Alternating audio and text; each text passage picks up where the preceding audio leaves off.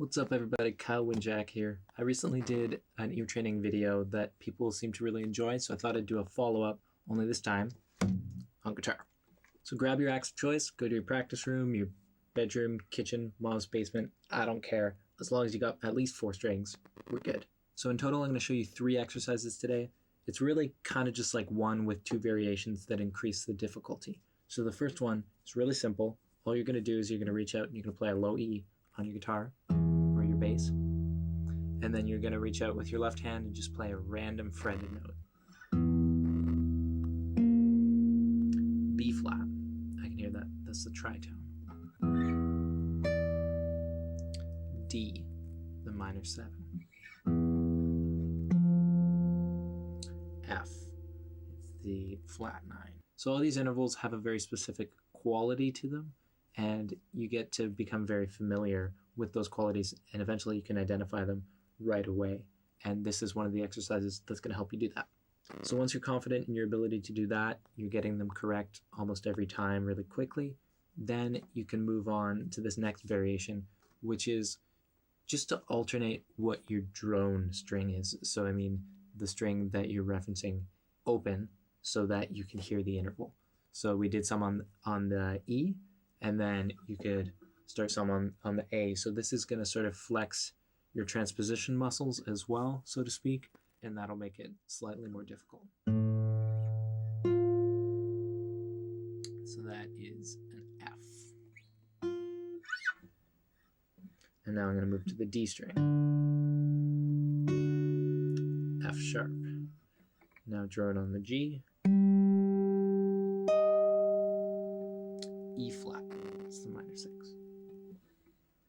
And now I'm going to go to the B string. And maybe I'll play a note below it.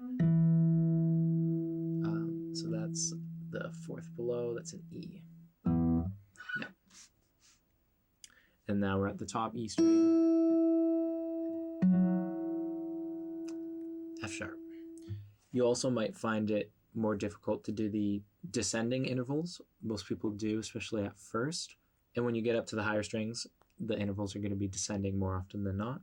So that also adds an extra little bit of challenge.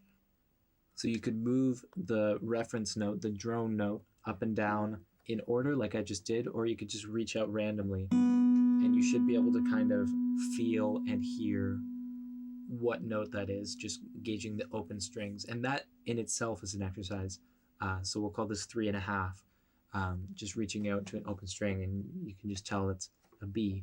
As long as your guitar is in tune, you should be able to get this pretty accurately. So that's an E, also an E, G, etc. So the next thing you can do once you get the hang of that is the same thing, only do it harmonically, meaning both notes at the same time. So I'm just going to reach out and play 1 fretted note and a random open string. And that's 2 Ds. That's a D and a C. Now try adding in 2 open notes and 1 random fretted note. So that sounds like an A and 2 Bs.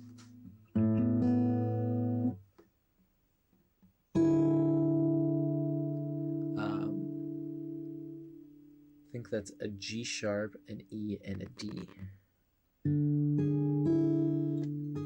Yeah, there we go. So once you get to 3 notes, it starts getting pretty tricky. You could also, instead of having 2 open notes, you could have 2 fretted notes and 1 open note. Once you get into 3 notes at a time, it gets pretty tricky, especially because you're just playing random notes, so a lot of the voicings aren't necessarily going to be the most consonant. You end up with some pretty weird ones like that. Ooh, let's see if I can get that. It's definitely an E flat. And